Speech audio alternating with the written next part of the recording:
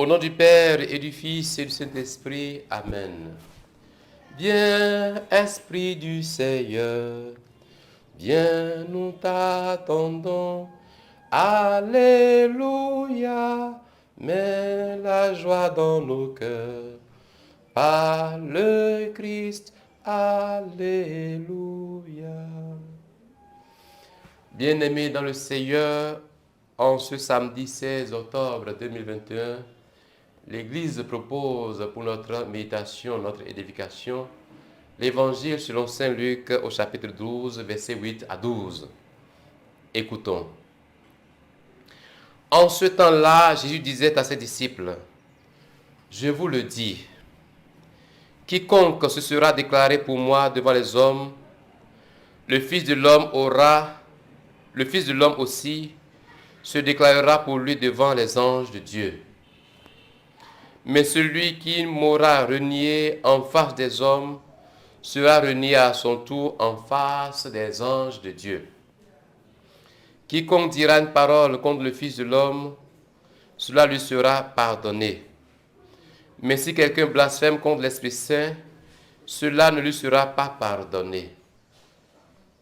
Quand on vous traduira devant les gens des synagogues, les magistrats et les autorités, ne vous inquiétez pas de la façon dont vous vous défendrez, ni de ce que vous direz. Car l'Esprit Saint vous enseignera à cette heure-là ce qu'il faudra dire. Acclamons la parole de Dieu. Louange à toi, Seigneur Jésus. Celui qui se sera prononcé pour moi devant les hommes, le Fils de l'homme se prononcera aussi pour lui devant les anges de Dieu. Mais celui qui m'aura renié en face des hommes sera renié en face des anges de Dieu. Bien-aimé dans le Seigneur, que peut bien signifier se prononcer pour Jésus? La deuxième partie de la phrase de Jésus, en parlant du Fils de l'homme et en renvoyant au jugement divin à la fin des temps, nous l'indique. Il s'agit d'affirmer la divinité de Jésus et d'annoncer le salut qu'il offre à tout homme. Or, l'Écriture nous dit que seul l'Esprit Saint peut témoigner que Jésus-Christ est Seigneur. L'Esprit témoigne en effet pour le Fils, qui lui-même témoigne en faveur du Père, plein de miséricorde. Dès lors, nous comprenons mieux ce que signifie le blasphème contre l'Esprit Saint, dont il est question dans cette partie de l'Évangile selon Saint Luc. Blasphémer contre l'Esprit Saint, c'est donc refuser en nous le témoignage qu'il nous donne de la Seigneurie salvatrice de Jésus. C'est refuser que Jésus soit mon sauveur. C'est refuser le salut et le pardon qu'il m'apporte.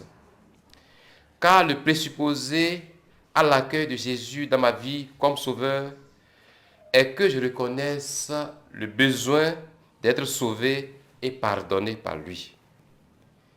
Il n'y a pas de limite à la miséricorde divine. Mais qui refuse délibérément de l'accueillir par le repentir, rejette le pardon de ses péchés et le salut offert par l'Esprit Saint.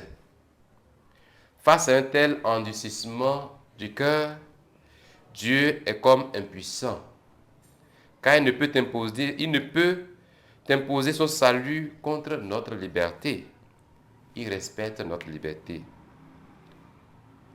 Prions. Seigneur, merci pour le don gratuit de ta miséricorde. Fais-nous la grâce d'être préservés, de nous comporter parmi ces hommes forts, qui, se suffisant à eux-mêmes, ne ressentiraient pas la nécessité d'être sauvés. Amen. Au nom du Père et du Fils et du Saint-Esprit. Amen.